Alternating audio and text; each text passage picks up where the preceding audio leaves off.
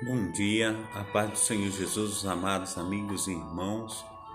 É mais uma oportunidade da parte do nosso Senhor Jesus Cristo que nós temos, eu, o pastor Carlos, O Espírito Santo de Deus que está aqui comigo, E o Senhor disse, onde estiver ali reunidos no meu nome, eu estarei, Então a gente crê que Jesus está aqui nessa manhã falando conosco. Eu venho trazendo uma palavra do coração de Deus para o teu coração, nessa programação Tabernáculo do Deus Vivo, amém? Eu tenho uma palavra aí maravilhosa para trazer para os amados irmãos. Eu já tenho falado sobre essa palavra, mas Deus tem aberto sempre um leque para que nós estejamos aí novamente trazendo essa palavra, amém? Ela está aqui em Marcos capítulo 8, do versículo 27 ao versículo 33, e diz assim: E saiu Jesus e os seus discípulos para as aldeias de Cesareia de Filipe, e no caminho perguntou aos seus discípulos: Quem dizem os homens que eu sou? E eles responderam: João Batista, e outros, Elias, mas outro, um dos profetas. E ele lhes disse: Mas vós, quem dizeis que eu sou? E respondendo Pedro diz: Tu és o Cristo, Filho de Deus. Aleluia. E admoestou-os para que a ninguém dissessem aquilo dele.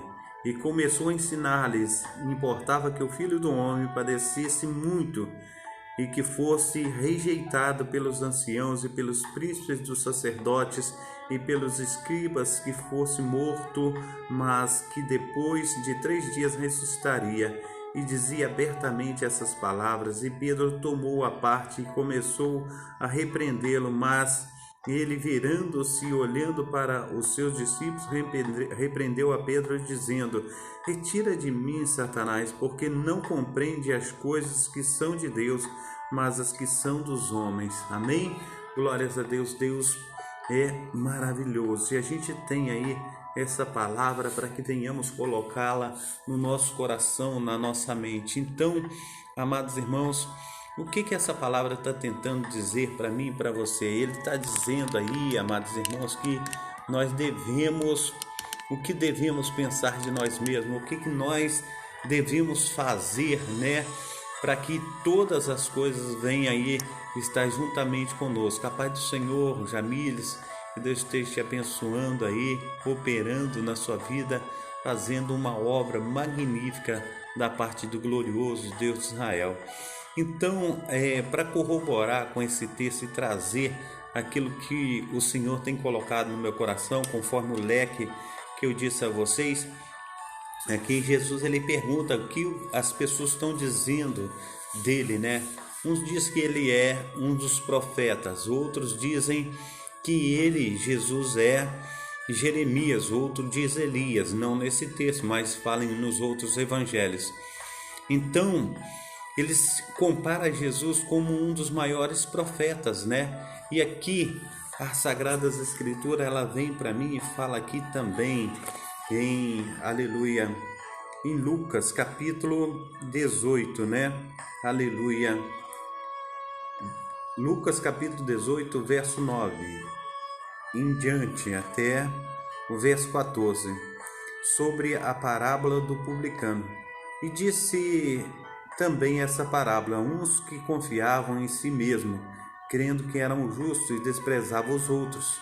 2 homens subiram ao templo a orar, um fariseu e outro publicano. O fariseu, estando em pé, orava assim consigo, desta maneira: Ó Deus, graças te dou, porque não sou como os demais homens, roubadores, injustos, adúlteros, nem ainda como este publicano. Jejuo 2 vezes por semana, dou o dízimo de tudo quanto possuo. O publicano, porém, estando em pé, de longe, nem ainda queria levantar os olhos ao céu, mas batia no peito, dizendo: Ó Deus, tem misericórdia de mim, pecador. Digo-vos que este desceu justificado para a sua casa, e não aquele, porque qualquer que a si mesmo se exalta será humilhado, e aquele que se humilha será exaltado. Então, amados irmãos, a paz do Senhor Jesus também, nossa irmã Marina Salles Andrade, que Deus esteja abençoando. Então aqui o texto ele está dizendo, amados irmãos, que as pessoas pensam de si mesmas. A gente olhou aqui o texto, e o texto ele é bem claro a respeito daquilo que as pessoas pensam de si mesmo. E Jesus, ele olhando, conforme ele foi até uma terra distante, e a terra distante que ele foi se chama Cesareia de Filipe. E ali em Cesareia de Filipe, amados irmãos, o que aconteceu? Aconteceu que Jesus, estando no meio daquele povo, né, ele disse assim: olha, quem esse povo diz que eu sou? É um povo que estava distante dele. É um povo que não tinha intimidade com ele. Não era aqueles que eram da sua casa. E aquele povo disse: não, esse aí que está falando no meio de vocês, ele é um dos profetas. É Elias, é João Batista, é Moisés. Então, o que aconteceu? Jesus, ele foi admirado, Jesus ele foi comparado a grandes homens que o antecederam. E quando Jesus volta para os discípulos, pergunta a eles: quem vocês pensam que eu sou? E Pedro, tomando a palavra, diz assim: tu és o Cristo, Filho de Deus. E nisso, amados irmãos, Jesus disse para Pedro: não foi carne nem sangue, né? Porque tu é um aventurado, Pedro Bar-Jonas, Pedro filho de Jonas. Não foi carne nem sangue que te revelou, mas o Espírito Santo do Deus vivo. Então, amados irmãos, naquele momento, Pedro ele foi usado pelo Espírito Santo e foi uma revelação de Deus. Mas no mesmo instante, quando Jesus ele diz assim: não, o povo a qual eu estou aqui no meio em Cesareia de Filipe, ele tem dito essas coisas de mim. O povo não me conhece, mas ouviram as minhas palavras e me compararam a um dos maiores profetas. Os dos maiores profetas eles me compararam. Mas agora eu vou para Jerusalém, para a minha terra. Os anciãos, os príncipes dos sacerdotes, e eles vão me condenar à morte, e eu vou ser morto quando eu subir agora para Jerusalém. E Pedro, tomando a palavra, ele disse assim: não, meu Senhor, de maneira nenhuma, o Senhor vai para lá para ser morto. Nós não queremos que o Senhor morra. E Jesus falou assim: olha, seja repreendido, Satanás. Para isso eu vim e para isso eu vou cumprir todo o propósito de Deus. Então, nós olhamos aí como que aquele povo de Cesareia de Filipe olhava para Jesus e o via, o povo judeu o via, e agora os discípulos o via. Então, os discípulos via como Filho de Deus, o Cristo que Deus enviou. Cesareia de Filipe via ele como um dos maiores profetas, e agora o seu povo, aquele que estava dentro da sua casa em Jerusalém, via ele como ladrão, salteador, filho de Beelzebu, e que era digno de morte, digno de ser crucificado. Via Jesus como um maldito. Agora nós precisamos entender, quando nós chegamos no livro de Lucas, capítulo 18, né? Ali 18:9, o que diz? O fariseu, aquele que pensava de si mesmo as melhores coisas, que atava feixes pesados para os outros carregar, e ele nem com um dedo queria carregar. Agora ele sobe ao templo para orar, e vê ali com ele um publicano, e ele diz assim: graças te dou, Deus, que eu sou um homem puro, que eu sou um homem bom, que eu jejuo 2 vezes por semana, dou o dízimo até da hortelã e do cominho, eu faço tudo do bom e melhor para o Senhor. E diante de Deus ele se justificou, mas aquele publicano nem levantava os olhos para falar com Deus, pois achava que não era digno. Então o que aconteceu? Jesus ele fala: quem desceu justificado? Aquele que se exaltou, aquele que se humilhou? E Jesus disse: aquele que se humilhou desceu justificado, porque aquele que se exalta já tem sua própria exaltação no seu peito, não precisa de justificação. São os doentes que precisam de médico, não aqueles que pensam que são bons. Então, amados irmãos, nós precisamos entender que Deus quer trabalhar na minha vida, trabalhar na tua vida. Ele quer fazer uma obra maravilhosa, mas nós precisamos nos examinar, nós precisamos estar diante de Deus como aqueles que necessitam dele, como aqueles que procuram por socorro. Esses são os tais, os verdadeiros adoradores, o que estão procurando o Senhor em espírito e em verdade. Amém? Eu tenho outro texto aqui nas Sagradas Escrituras, também em Lucas, que eu gostaria de trazer para os amados irmãos.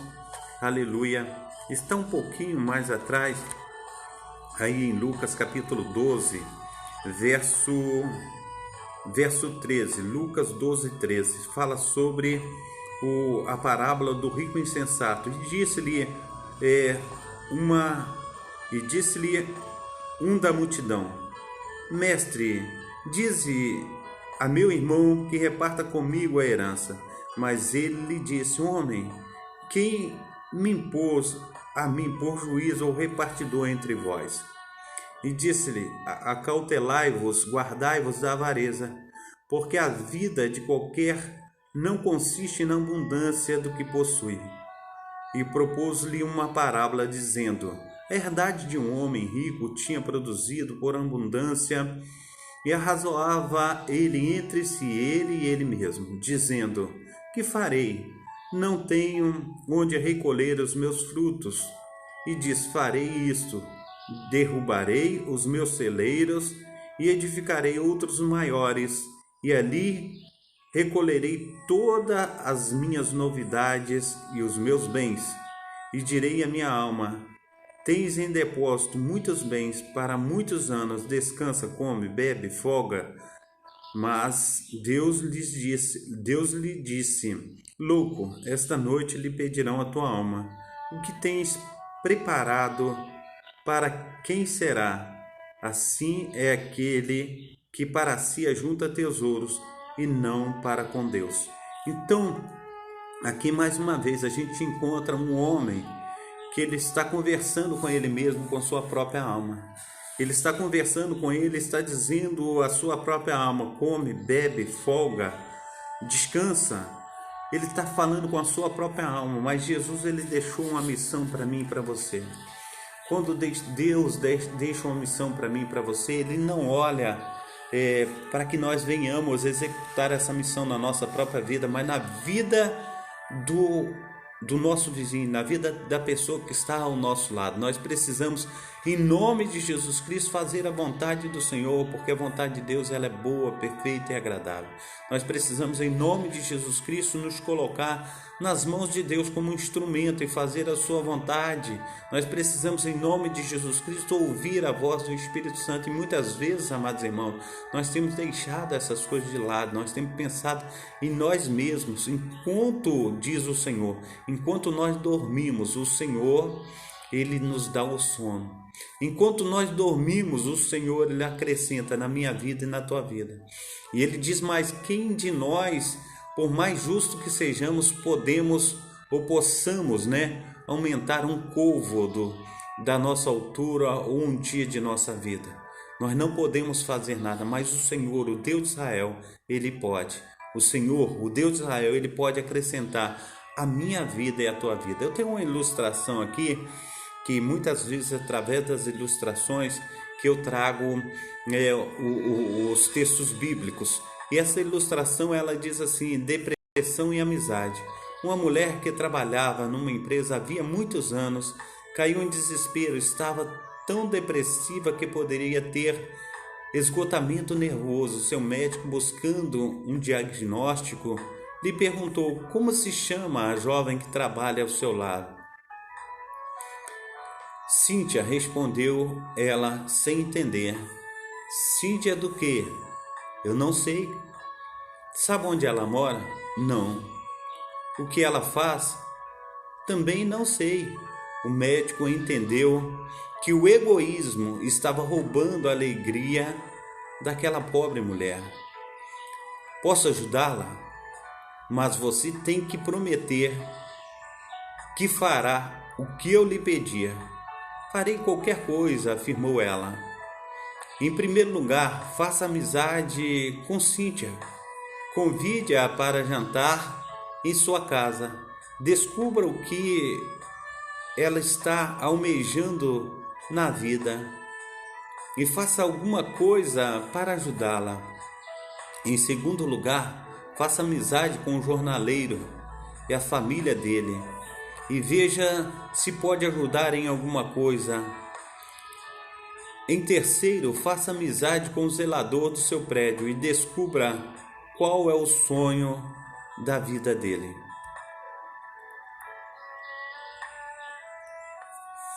Em 2 meses, volte para me ver. Ao fim de 2 meses, ela não voltou, mas escreveu uma carta sem sinal de melancolia ou tristeza.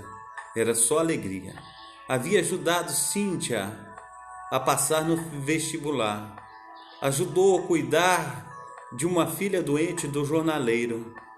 Ensinou o zelador a ler e escrever, pois era analfabeto. Nunca imaginei que pudesse sentir alegria dessa maneira, escreveu ela.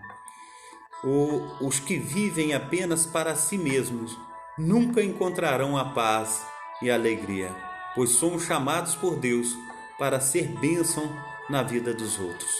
É um texto de reflexão, é um texto muito bom, é um texto que também nos ensina conforme a palavra de Deus. Nós precisamos entender, amados irmãos, o que vai mover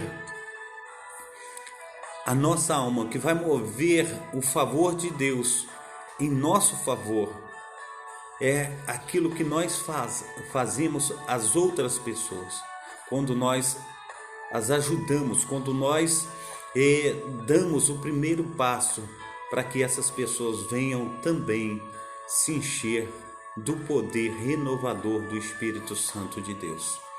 Porque tem um louvor que fala que a minha vida era uma eterna procura, eu vivia com a vida cheia de angústia, eu chorava tanto. Eu vou até colocar aqui ver se eu encontro, para que eu venha falar para vocês conforme esse louvor.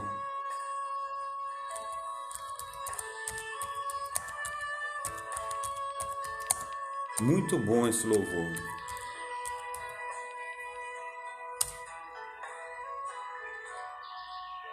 Oh Deus de Israel. Então, amados irmãos, nós precisamos estar cheios da presença do Senhor e mover as águas também em favor da vida daqueles que estão à nossa volta. Oh Deus de Israel, não encontrei aqui, encontrei uma outra coisa que não é o que eu estava procurando, mas aqui está escrito também, né? Não é esse louvor, não, é um louvor gospel. Esse louvor gospel, ele é muito bom. Vou colocar aqui gospel. E aí eu vejo que se posso falar ele.